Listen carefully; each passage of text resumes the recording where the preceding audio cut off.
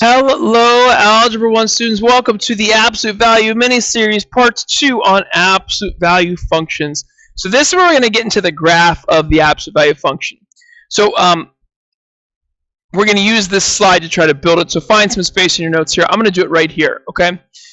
So first off, function f of x equals the absolute value of x. This is our parent function, okay? So we're going to use our typical x values of -2, -1, 0, 1, and 2. And then this is going to be our function column, right? Y equals f of x. We're going to plug it into the function and simplify. So all you're going to do is take each of these x values and plug them into the absolute value.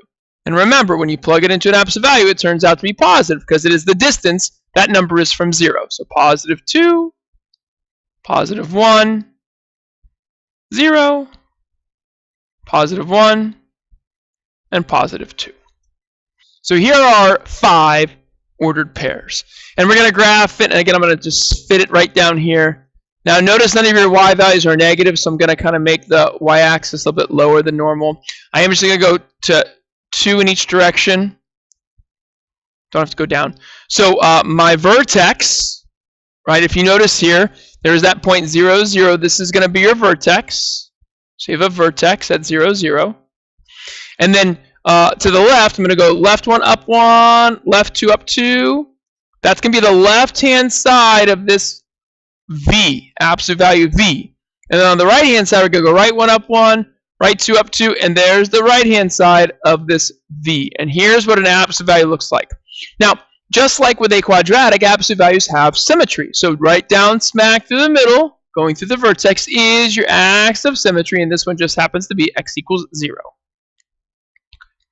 And then last but not least, domain and range. So for your domain, right, arrow, arrow, x can be anything. So all real numbers. I'm going to throw in some interval notation as well. That's apostrophe s, all real numbers. So the interval notation for all real numbers is parenthesis -infinity, comma, infinity. Now we haven't talked about this very much, but again, just trying to get you guys exposed to some Algebra 2 concepts before you get there in a couple years. And then your range here are your y values. So again, notice the vertex, right? This absolute value opens up.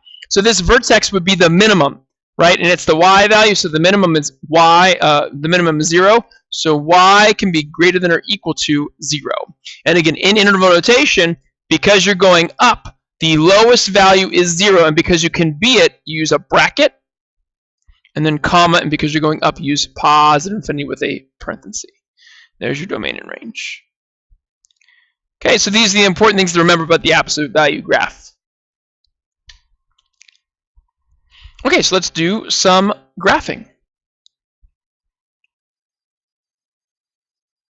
And before we do this, let me just show you, Desmos is still available, right? So we talked, right? So if I want to type in that function, so f of x equals, again, in the keyboard, absolute value is right there, absolute value of x, and there you go, right? Close your absolute value of x, and again, if I zoom out 1, right, 1, 1, 2, 2, 3, 3, -3, 3, right? So there's your symmetry. Okay. All right, so for this one, we're going to graph the function using transformations. Now we're going to talk about the general formula for a absolute value. Very similar to the vertex form for a quadratic. So your form is going to look like this, right? F of x equals a x minus h in the absolute value plus k. So this is your general formula for a absolute value. So remember that the h and k are your vertex. So your vertex is the point hk. Remember that when you take the h out of this formula, it is the opposite of what it says. So this is a minus sign, but it's a positive h. Okay? And then recall what the a does, right? So, and again, the vertex talks about shifting, right? So the h goes left or right, the k goes up or down. And then the a controls two things. The first thing the a controls is the direction. And when we say direction, we talk about the direction of the opening, right? So if your a value is positive, if you have a positive a value, that means your absolute value is going to open up. And if your A value is negative, that means your absolute value is going to open down. And then the second thing it controls is the width. And again, this is just like with your with your quadratics. So now if your A is in between, if your absolute value of your A is bigger than 1, right, it's going to go narrow. You're going to have a very narrow V. But if your absolute value of A is in between 0 and 1, right, now you're only growing half as high or a third as high, so now you're going to be wider. So there's all the background to a general absolute value equation. So let's get back to here. I'm going to write this down. I'm going to write it down here. So g of x equals -4 absolute value of x. So the first thing to recognize is that there is no, right? So the first thing, there's no hk, right? There's nothing being added or subtracted to x. So that means your vertex is at 0, 0. Okay. Ooh, and before I did this, I wanted to graph the general formula. So let me do that in green, right? So the general formula, f of x equals absolute value of x, 0, 0, 1, 1, 2, 2, negative 1, 1, negative 2, 2. And again, I'm going to make it dotted. So this is your generic parent function, right? Again, just want to graph it a couple times to get you guys used to it, right? So this is y equals absolute value of x, okay? So our vertex is still going to be 0, 0, so that's not changing, right? And now, the second thing is this A value. Yes, it controls these two things, but because, and you notice your V are parts of lines, it's almost like they're two rays. You're going to take geometry next year, but they're two rays connected. This A acts like the slope. So your A value here is a -4 over 1. Which means we're going to go down 4 and right 1. So from this vertex, go down 4 and right 1. Down 4 and right 1. This is going to be, and I'll do my best to draw it straight, this is going to be the right-hand side of your absolute value function.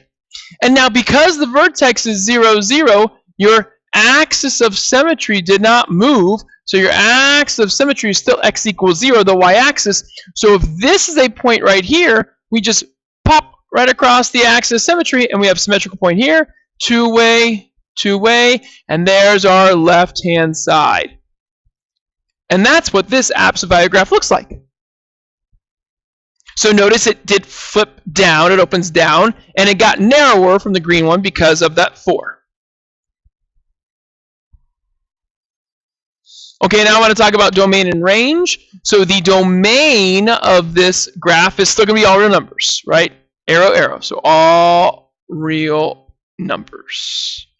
And again, I'm not sure, so interval notation, negative infinity to infinity in parentheses with a comma.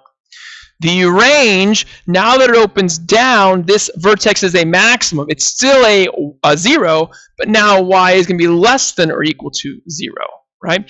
And now, because the 0 is the maximum value, we actually put the infinity part first, and it's actually going to be negative infinity because it goes down to 0 with a bracket because it can equal 0.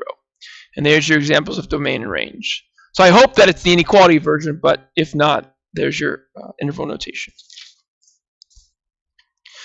Okay, I'm going to stop this video and make a second video for this section, a little bit longer here.